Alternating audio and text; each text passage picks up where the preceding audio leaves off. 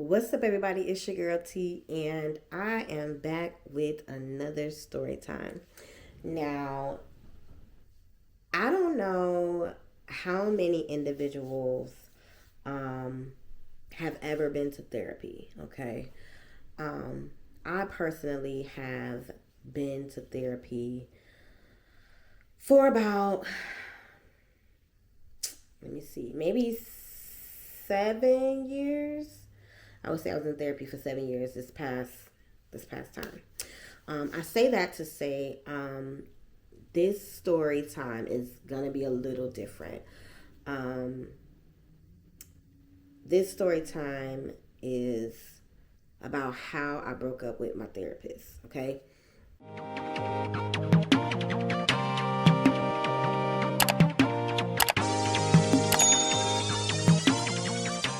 Um, I actually have only told this story of the full story to close friends of mine.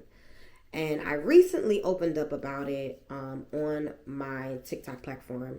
And that is actually what gave me the courage to open up and say this whole story for you guys. So, let's begin. This story begins with my first diagnosis with the mental health disorder, which is major depressive disorder. I was diagnosed when I was like 18. I was freshly a freshman in college, and I actually had did like I randomly did a depression screening, and they were having an event about mental health or whatever at my college. I happened to be just going to class one day, and they were like, "Hey, do you want to do a depression screening?" Woo, woo, woo. Me and a couple of my friends, and we just did it. Like, we didn't think anything of it, and it was like, I remember looking at the questions, and I'm like, wow, like a lot of these questions do resonate with me. Like, I don't know, so I'm just thinking, like, I wasn't thinking anything of it, but as I was filling out the survey, I was like, wow, like, ooh, a lot of these do resonate with me. Like, I wonder if I am depressed. So I turned in the survey or whatever, and I didn't think nothing of it. I went to class, whatever, So this was, like I said, I was 18 years old. I'm not 18 anymore. I'm 38 today. And this was over 20 years ago when I first got diagnosed. Now, I do know that I had some childhood trauma that I had been dealing with, but I didn't really realize, like, to the real factor of what that was, right? I didn't really understand mental health at the time. I just knew something was wrong, right? I didn't feel normal per se, I guess. I didn't really feel like I was okay.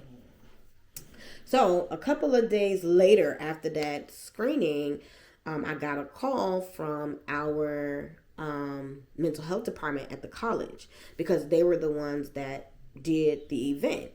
And they had told me that I had scored extremely high, which could give me a diagnosis of major depressive disorder.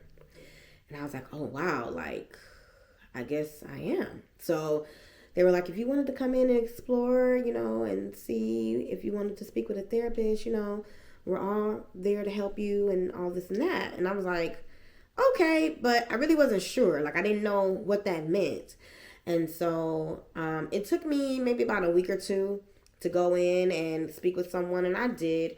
And I actually had an amazing, amazing, amazing therapeutic experience with this therapist. She was a Black therapist working at a Black college, and she helped me so much to understand what I was going through, to understand the things that I was dealing with in my childhood and the trauma that I was carrying. And I enjoyed it so much, I actually switched my major in college to psychology to become a therapist.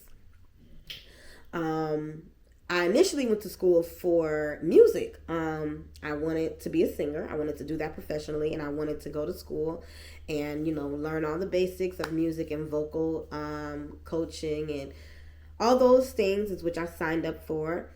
And after I had that amazing, amazing therapeutic experience with my therapist, she inspired me to want to be a therapist. So shout out to Dr. Patterson. If you ever watch this video, I appreciate you so much. I have fallen in love with therapy and psychology and all of that because of you, and I appreciate you. But let's finish with this story. So that was about 15 years ago. Fast forward to now, I know what's going on with me, and I began trying to talk to my family about it. And every one of us kind of knew there was some things going on, and we all kind of were dealing with it in our own way. I didn't really get any more therapy after that,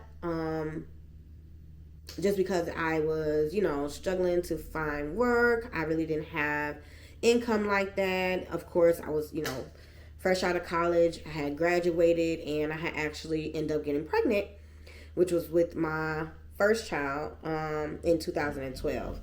And so when I did that, I went through a very hard pregnancy.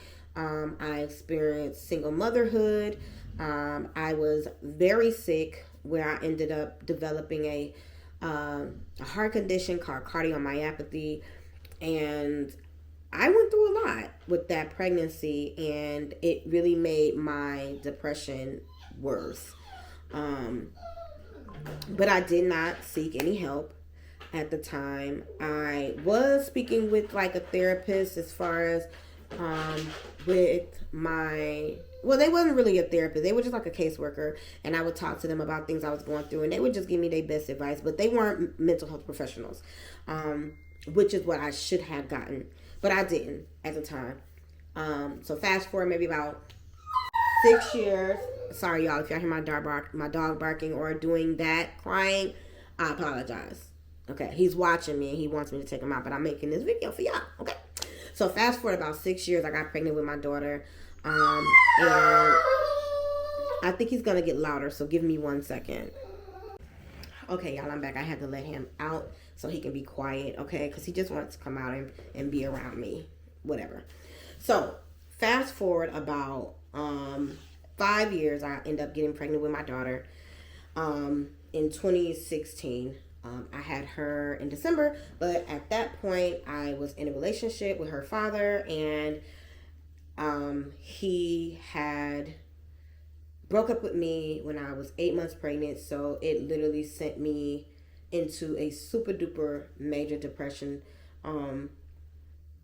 And I couldn't come back from that. I was really down. I was really depressed. I couldn't barely like enjoy being a mom, because it was like I was so stressed. Like, how am I going to do this by myself again with 2 kids now? And I just did not want to do that. Now, side note, when I met him, I had already explained to him, like, look, I already have a child. At the time, we were real good. I was working. I got my own place. I was doing really good. And then he came into the picture, and he told me all of these things I wanted to hear, right? Of course. And I told him, like, look, I don't want to be a single mother again. I don't want to raise my child in a in separate households. Like, I want to raise my child in a 2-parent household if I ever have another baby, in which I actually really did not want to have another baby, okay? But he absolutely convinced me to have another baby. He, told me he wasn't going to, leave me, and, all the things that men say. It is what it is. I agreed. Beside my better judgment, I agreed to get pregnant, and that's what we did. Side note, it's not easy for me to get pregnant, so we actually planned my daughter. And I don't know why he broke up with me. To this day, I still don't. He never gave me an answer. I've asked him, like, why? You know what I'm saying? Why did you break up with me? And he would always say, I just didn't want the relationship anymore. And I'm like, well, damn, like, I was already 8 months pregnant. You didn't think about the stress that put on me, having to figure things out on my own. Now, mind you, the whole pregnancy I pretty much did alone. He was never at any doctor's appointments. He never was there to support me, and I didn't realize like what was going on, because he always made an excuse about having to work. He always made an excuse about, you know, it being so far, and he didn't have ways to get to me. Like, it was always an excuse. And if I had knew what I know now, I know that he was not gonna be somebody I could depend on, and I would have never decided to have a baby with him. But again, the mindset that I was in then, I was too trusting. Like, I literally trusted him, and his word wasn't his bond. So that, in that situation, is what sent me into a major depression. When I had my daughter, I was already high risk. Even from my last pregnancy, as I stated, I was high risk. I had developed a heart condition, which I actually wasn't even supposed to have a second child. They told me not to have any more children, and because it could have, you know, it could have really threatened my life. And so throughout my whole pregnancy with my daughter, I was literally in and out of the doctor every week for my entire pregnancy. Like, can you imagine that stress? And then, like I said, dealing with him not being there to support me. It was really bad. I was under a lot of stress in that pregnancy.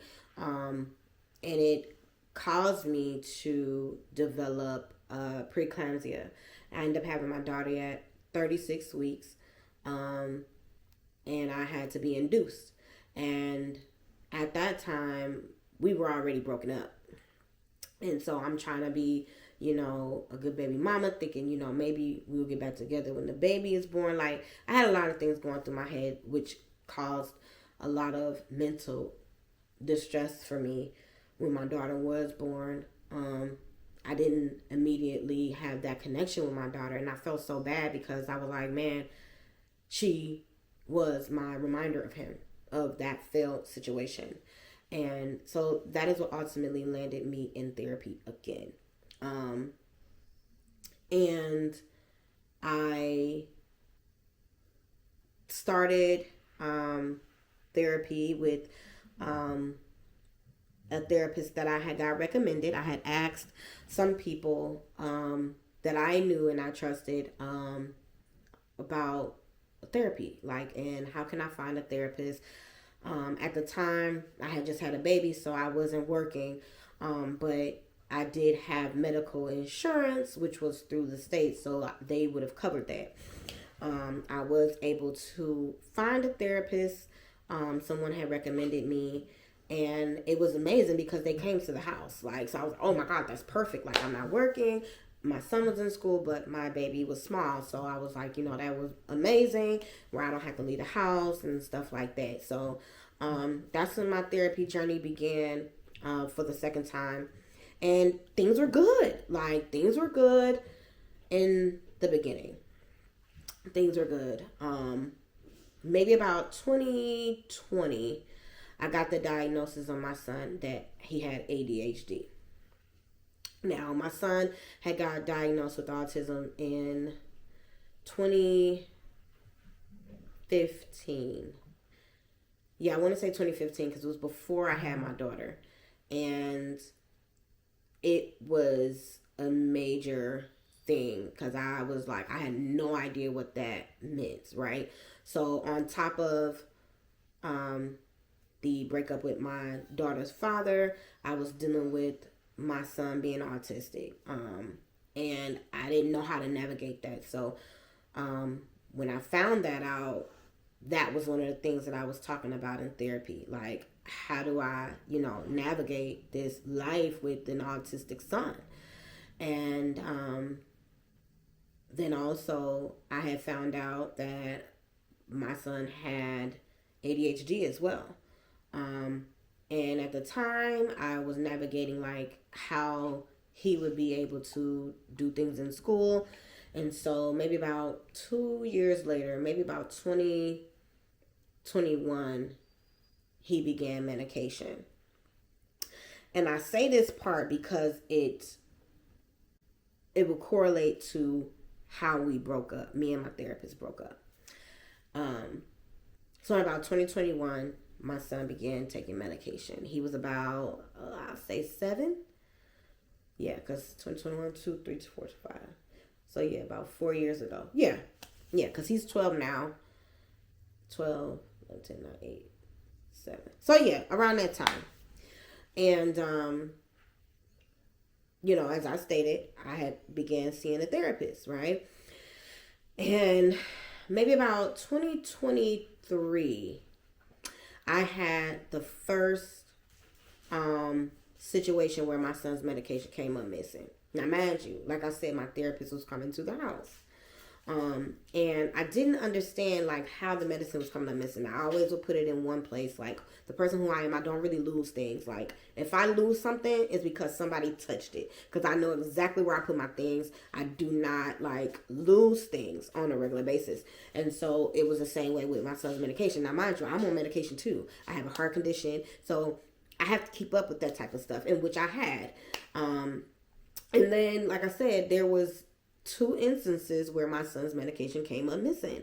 And when I say I tore my house apart looking for the medication, it wasn't thrown in the garbage. It wasn't taken or anything like that I knew of. And so I was just like, I don't know what is going on and what's going on with this medicine, right? So that sends me automatically into a mental, debacle, because my son needed his medicine at school. And so as me having a therapist, I'm explaining this to my therapist. I'm explaining to her like how bad I'm feeling because my son doesn't have his medication. It's misplaced. I don't know what happened to it. It just disappeared. Now this happened on 2 occasions. And I'm thinking my son took it all. Like I'm thinking all type of crazy stuff. I mean, when I say I literally called poison control, asking them, like, what would it look like if someone took too much, right? And they would tell me, and they were like, if you're not seeing any of these signs, he's definitely not taking too many, right? And at the time, my son really didn't even want to take the medicine, but he knew it was to help him, right? So, stop, move. And so, I explained this to my therapist, and we're talking about it, and, she knows. So I'm not going to use a name. I'm just going to say my therapist. And if I do decide to use a name, I'll put something in there. So that was like on 2 occasions where it came up missing. Fast forward to 2024. I am now very conscious about my son's medication because, of course, it had came up missing 2 times prior, and I was just like, this is just too much. I don't know what's going on. So now I'm keeping the medication in my room, right? Because I was keeping it in a place where my son and I would take it every day at the same spot. I would give it to him. I would put it right back. Now, when my therapist would come, she would see it, And one time prior to me realizing like it kept coming up missing, she had asked me like, did I have any extra? Now she did tell me that this was for another client because there was a situation going on with that client where that client's husband was taking the medication and abusing it, of course. And I was like, wow, like that's very unprofessional. But I'm like, no, I don't have any extra, because if I do, like I need it for my son. Like I don't have any extra to give away. And I just found it odd that she even asked me that, like as a professional, like you asking me for medication for somebody else. Okay. Like, so that's what I took that as. I really didn't think too much into it. I should have, but I didn't because I trusted her. I didn't think anything crazy. Fast forward a couple of months in 2024 still, because that's when she asked me for it. It was in 2024. Fast forward a couple of months. We're still in therapy. At this time, my father had been gone. She had been helping me through that grieving process of losing my dad. So I'm still seeing my therapist. Literally from 2017-ish to 2024. So that's about 7 years of therapy with this therapist. And like I said, now I'm kind of very conscious about my son's medication and keeping up with it and making sure it's not getting lost and stuff like that. I had never had another incident since then. So on this particular day, I had changed up my therapy time because I had started a new job, which is the job that I'm at now, which would cause me to be at work early. So I had to see my therapist earlier because she was coming around like 11 a.m. when I wasn't working. And I had that scheduled for a while. And then I changed that schedule till about 7 a.m. because I had to be at work at 8:30.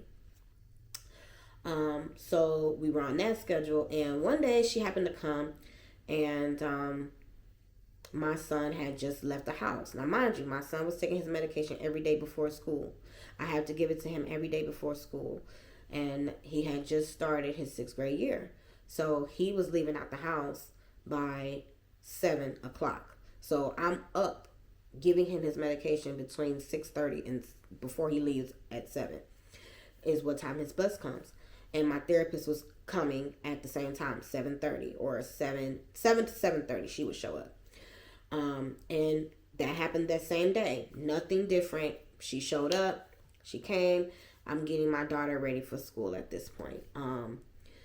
I happened to be doing something with my daughter's hair, I believe, and she asked me if she can use my bathroom, which wasn't abnormal because, she's been in my home. She, it's okay for her to use the bathroom. It's not a problem. So she went to use the bathroom. I'm sitting literally where I'm sitting now, and I'm doing something with my daughter's hair. And something in my mind just told me, go close your door, your bedroom door. Now, mind you, how my house is set up where I'm sitting right now, I can't even see into my hallway to where my bathroom is. I can't see it. So I would have to literally lean, and I still can't see it because I'm looking right now. I still can't see my bathroom door because the way that my house is set up, my hallway kind of is in an angle where I would have to literally get up and walk to be able to see to the back of my house. I'm in an apartment, but it's a long hallway to my other bedrooms. So she went to the bathroom and something just told me,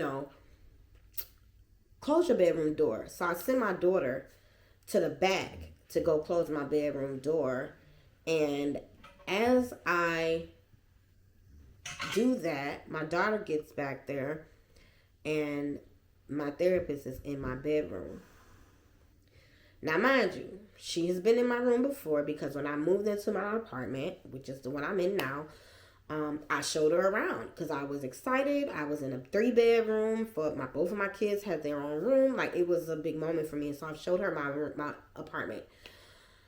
But this day, I don't know why she was in my bedroom. I didn't, she didn't tell me she was looking for anything, that she needed anything, but she was in my bedroom. My daughter caught her.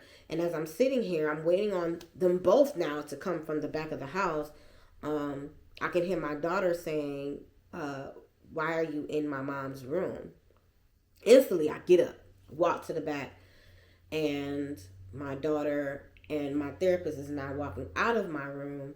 And I'm like, what y'all doing back here? And my therapist was like, oh, I was just looking for a towel. No, I'm sorry. She said she was finna turn my light off. I'm like, okay.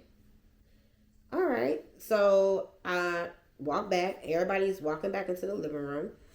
And my daughter gets ready to leave because at this point, it was time for her to go. My therapist and I sit on the couch, same couch I'm sitting right here, and she was sitting across from me right here. And something told me to get up and go check my son's medication. Now, I don't know why.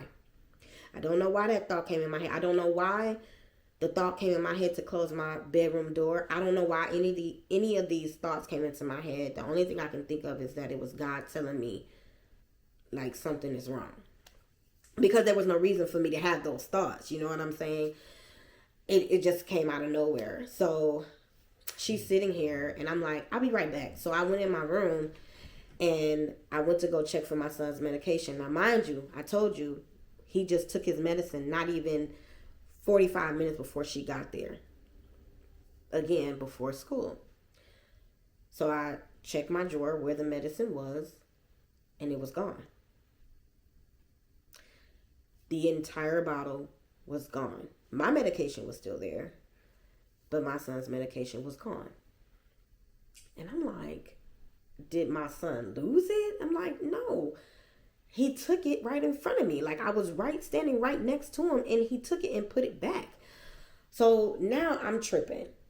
I'm really tripping because I'm like, this is really crazy, like, for the medicine to just be missing.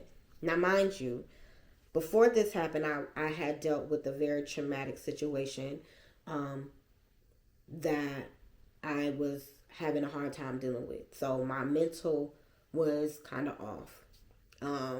But I wasn't on any type of medication that would make me hallucinate or anything like that. Like, I'm not on any medication for my mental health, right? The only thing that I was getting is therapy, which she was here. And I'm on medication for my actual heart condition, okay? That's the only medication that I'm on. I'm not a person who hallucinates, or I'm not schizophrenic or anything like that that will make me hallucinate or not remember things. So I'm sitting here and I'm like, am I going crazy? Because I'm really like, I know my son took his medicine this morning. I know he put it right back. I watched him. I stood right there. So now I'm like, am I losing my mind? So I'm in my room. I'm tearing out the drawer, looking for the medicine. It's not there. I'm looking under the dresser. It's not there. And I'm like, are you kidding me? So now I'm like, okay, did she take it? I'm like, I know she didn't take that medicine. So I'm in my room and all of these thoughts are coming through my head. So I'm like, oh my God, now I have to go out here and confront her about taking my son's medicine. And I started hyperventilating. I'm not going to lie, because I'm like, first of all, this is my therapist, somebody who I have a lot of respect for, somebody who knows everything about me. And if this goes left, this could completely destroy my trust, right? So all of these things are going through my head. I walk back into my living room and I literally sit exactly where I'm sitting today, right now, as I'm telling the story. And she asks me, am I okay? And I remember just looking at her and like tears is just coming down my face. And she was like, what's wrong? And I'm like, I really don't know how to say this to you. And she was like, what's wrong? What's going on? You know? And I'm like, did you take my son's medication? And she looked at me and she's like, no. Like, no hesitation. She's like, no. And I'm like, please just tell me the truth. I called her by her name. And I'm like, please just tell me the truth. I'm like, if you did, just give it back to me. You know my son needs his medication. And she was like, no, I swear to God, I didn't take it. I said, well, first of all, my daughter just caught you in my bedroom, in which you told me you were going to turn off a light. Why were you in my bedroom? She goes, oh, I was looking for a towel because I had an accident in the car. And I'm like, what you mean you had an accident in the car? She was like, I didn't want to say anything, but, you know, she said she had a number 2 accident in her car and that she was looking for a towel to clean herself up. And I'm like, wait a minute. If you had a number 2 accident and you sitting on my couch, I'm like, get up. And she was like, you know what? I'm just going to be honest. So clearly that was a lie. She was like, I'm just going to be honest. Actually, I came on my cycle. I was looking for a pad in your room and I couldn't find one. And so, I just made a poor decision by doing that and I apologize. Wait a minute. So which one is it? Did you come on your cycle or did you have an accident? Like, I'm like, if you came on your cycle, you could have asked me for a pad. Hello, I'm a female. Like, I have them. You know what I'm saying? Like, I still get a period. Like, come on. So now I know she's lying to me. Because now she done came up with 3 different stories, okay? One about a towel for wiping up herself. When she told my daughter she went in my room to turn my light off. That's 2. And then 3, now you're telling me that you came on your period. I'm like, you know what? You are lying to me. I'm like, I feel like you took my son's medication. And I cannot believe this. I'm not going to lie to you. It went up after that. Because I'm processing the fact that one, my therapist is lying to me. Two, she's in my house with my children, and you take my son's medication that you know he needs, and you know what I've been through as far as with this. Like, it didn't even dawn on me at the time that she could have been the one who was taking it when it was getting lost before. But it never dawned on me to make the connection that it would be her.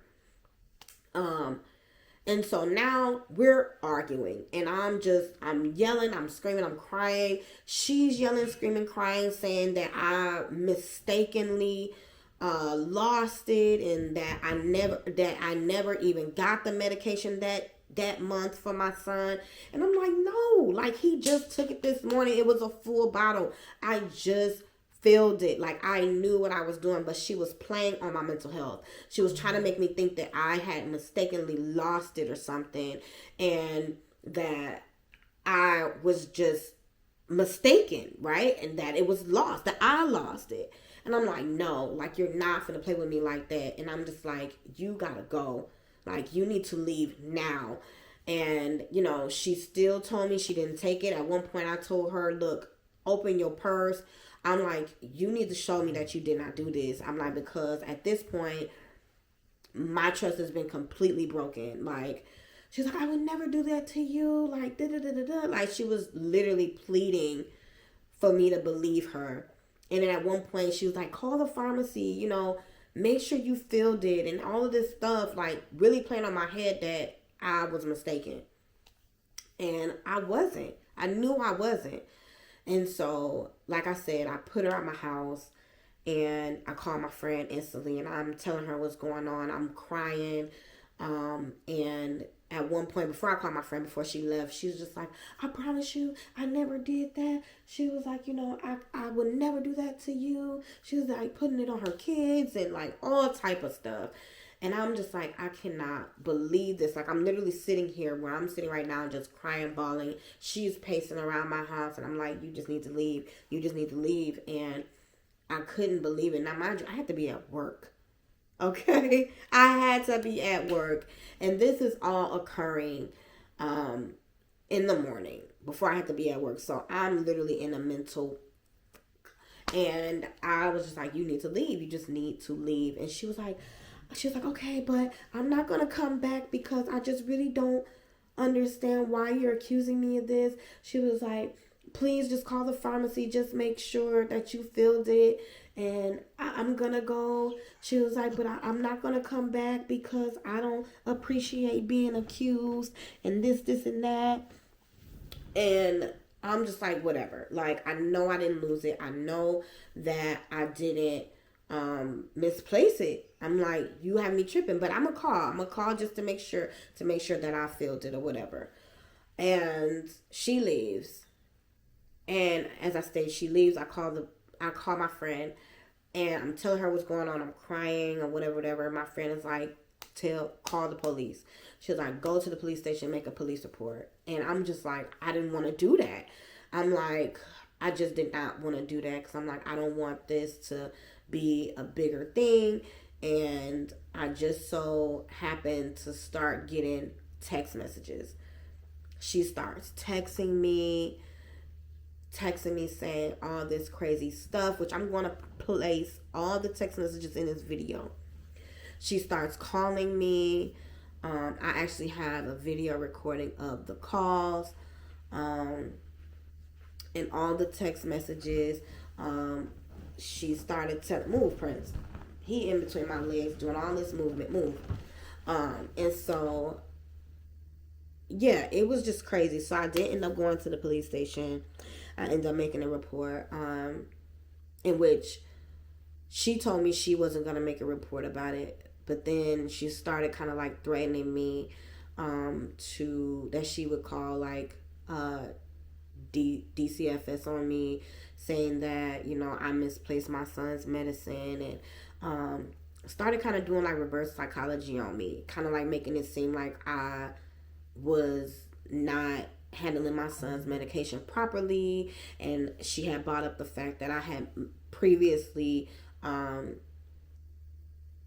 mishandled handled it or misplaced it, trying to make it seem like I was not, like I said, handling my son's medication properly.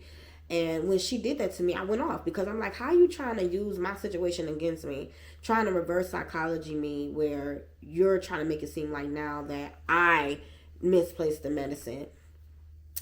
And prior to this, because she's like, well, you're accusing me and I just don't feel comfortable. I just don't know where your mind is anymore because now you're accusing me. And again, like I said, she tried to use the fact that I was going through a mental traumatic thing that happened to me, and she tried to use my mental health against me. And I went off and I went to the police station and I reported it. I told them what happened and I made the report. I didn't give them her name. No, yes, I did. I did give them her name, but I didn't give her number. And I made the report. Now, she doesn't know I made the report. But she ended up texting me, telling me she wasn't going to make a report about it or anything like that. Because now, mind you, she is a mandated reporter. If there's anything going on as far as that looks suspicious, as far as a child's health, endangerment with medications or anything like that, child abuse or something like that, she has to report it. Like, she has to report it. And she told me she wasn't going to make a report. This is what I'm thinking when she left, because she's texting me and telling me she's not going to make a report. So, like I said, she was texting me. We were going back and forth. We're arguing in text message. She called me. We're arguing on the phone. And at this point, I couldn't even go to work. I called off. So that day, I just stopped responding to her because I'm like, I cannot keep having a conversation with you. I can't do it, right? So I stopped responding to her. And she continued to text me. I didn't respond. She texted me for a few more hours and then she stopped texting me. So the next day I go to work. I'm super duper stressed. My son does not have his medication. I go to work and I end up getting a text from her. And she's like, can we talk? We need to talk or something like that. So I'm like, okay, whatever. Now I drive for a living, so it's not an issue for me to talk on the phone. So not for a living, but the job that I do, I drive. And so when she said she wanted to talk, I pulled over so that I could have a conversation with her. But at this point, I already knew that our therapeutic relationship was over. I was not going to use her as a therapist anymore because I knew that she took my son's medication. Even if she didn't admit it, I knew she did because it didn't even come up, right? It didn't pop up. Like, I went home that day after I left the police station and tore my house apart. Could not find it. So the next day, she was texting me saying she wanted to talk. And so I heard her out. We had a conversation. And that's when she told me that she had gotten some advice to make a report. So I'm like, wait a minute. Make a report about what? And that's when she was telling me, like, just about the situation, about what happened. But I didn't mention you. I didn't mention your name or anything. I just mentioned what happened. I'm like, well, what happened? And so she started to describe the fact that she had been seeing a client and the client had said that some medication came up missing. No, she didn't say came up missing. She used a term that said like I had lost it. I think she said misplaced medication. That's what she said, misplaced. And I'm like, well, that's a lie because it wasn't misplaced. I was like, I accused you of taking it because my son's medication had came up missing while you were in my house. And she was like, well, yeah, that's what I said. And I'm like, no, you didn't. You didn't tell them that I accused you of taking the medication. And so she was like, no, yeah, I said that you had asked me if I had taken it. She was like, but I didn't. So I stated that in the report. I was like, so what kind of report did you do? She was like, it wasn't a police report. It was an incident report, right? Now, mind you, when I went to the police station, I also did a incident report, but what it was an unofficial police report. That's all it is, an unofficial police report. So if I ever wanted to go back and press charges, I had something on file already. That's the same thing that she did, but she tried to make me think that it wasn't the same, that an incident report and a police report was so different, right? So I'm listening to this lady and I'm like, you really trying to play with my intelligence, trying to make me think that I don't know what I'm talking about. But she don't know that I went and did the same thing the day before. The day it happened, I went and did the same thing. I just didn't say nothing, right? So she's trying to give me all this information about how it wasn't the same and how she never made a police report. She never mentioned my name and all of these things. And I'm saying to myself, like, she just don't know that I went and did the same thing, right?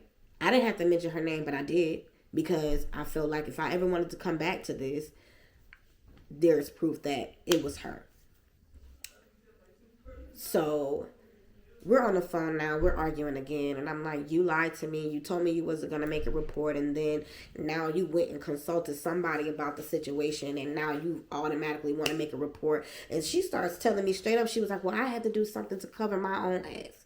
That's what she told me. She had to do something to cover her own ass. I was like, cover your own ass about what? Because if you didn't do it, what do you need to cover your own ass about? I was like, that lets me know that you're lying to me. 1, 2, that you did do this. I didn't do that. I promise. She got to, swearing to God and again and talking about how she just couldn't sleep all night about this. She couldn't believe it happened and all of this stuff. And at that point, I just wasn't hearing it no more, because I'm like, you're not going to sit up here and make me think I'm crazy. I'm not crazy. I know what happened. I'm very aware. I'm not in a place to where I'm hallucinating or imagining things.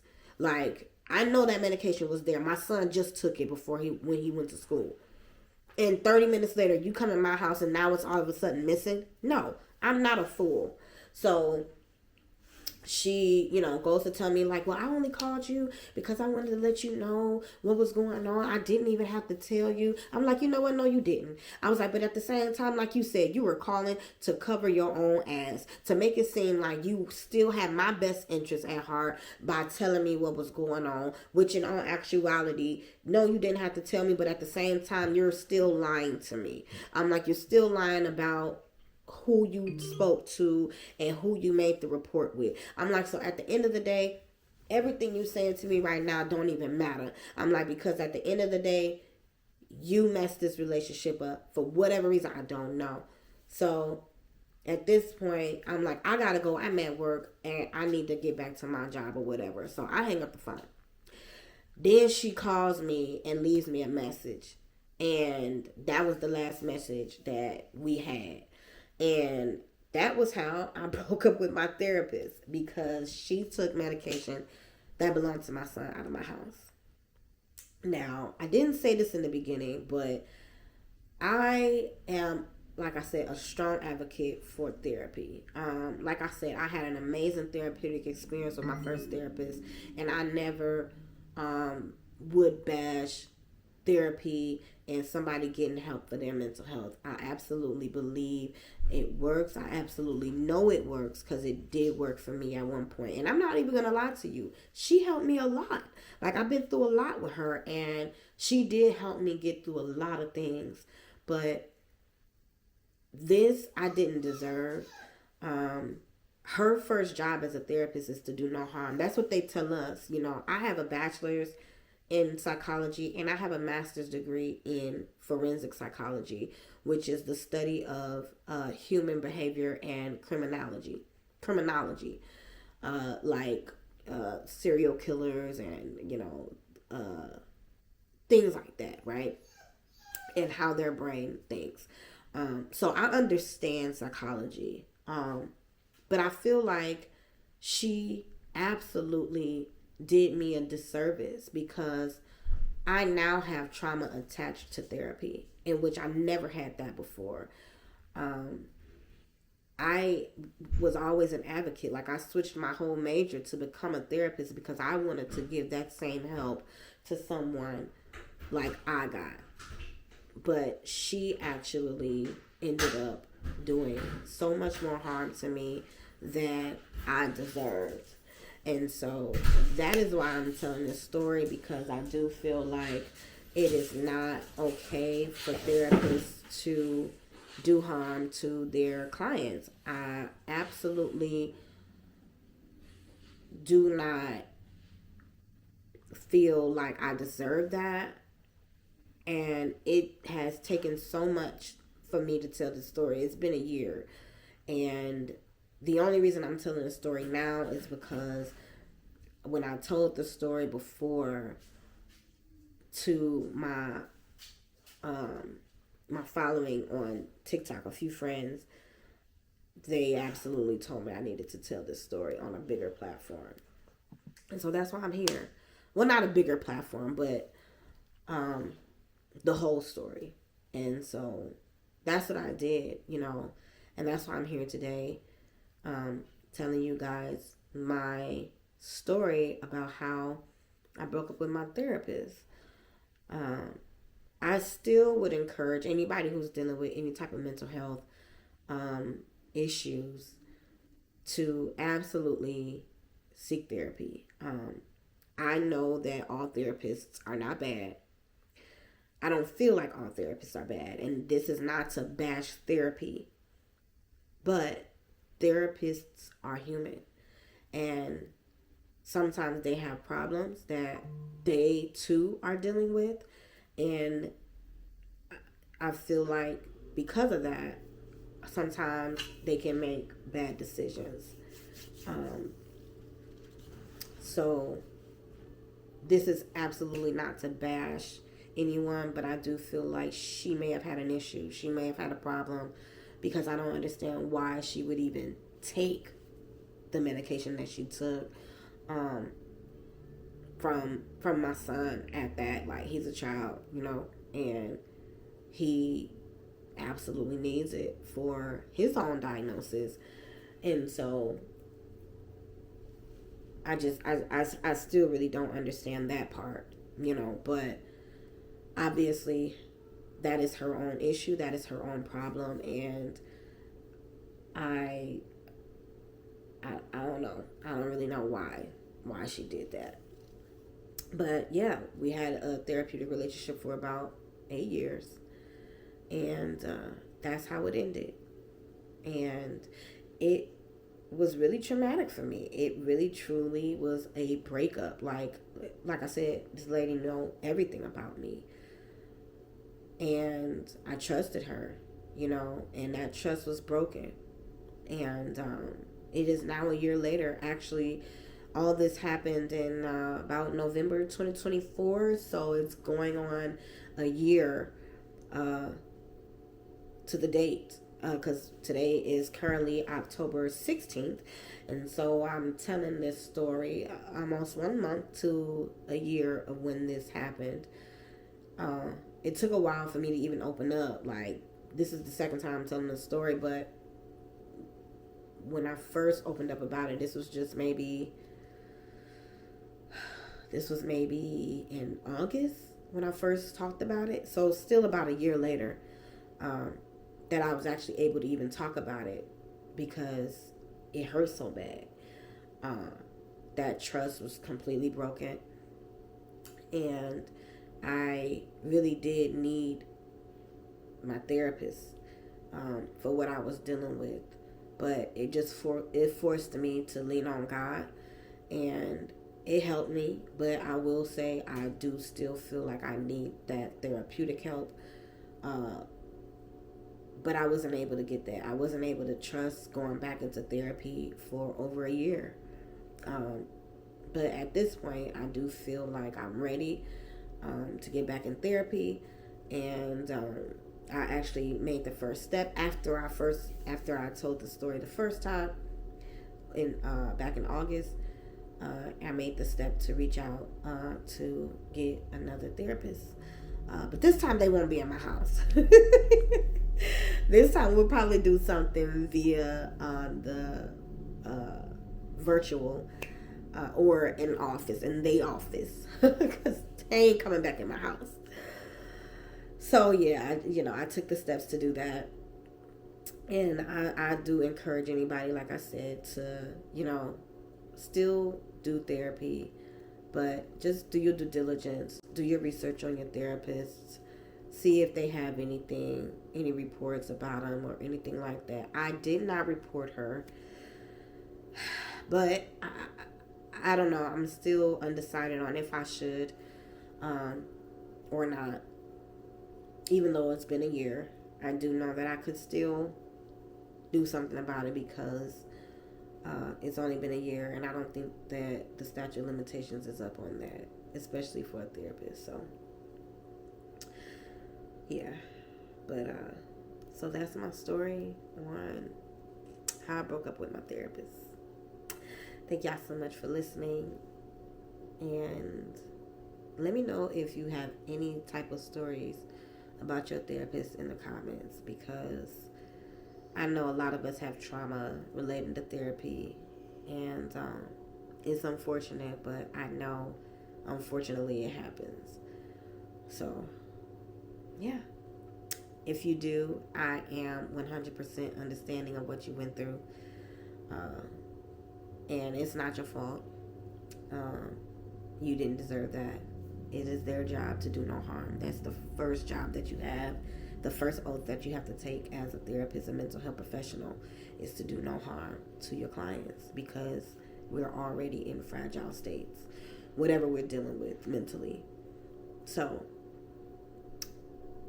if you ever had anything like that occur, feel free to let me know in the comments if you like. No pressure. But yeah, that's my story. Thank y'all for listening and watching.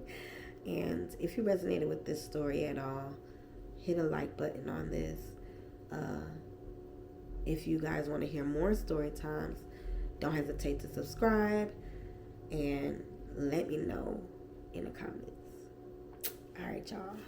Bye.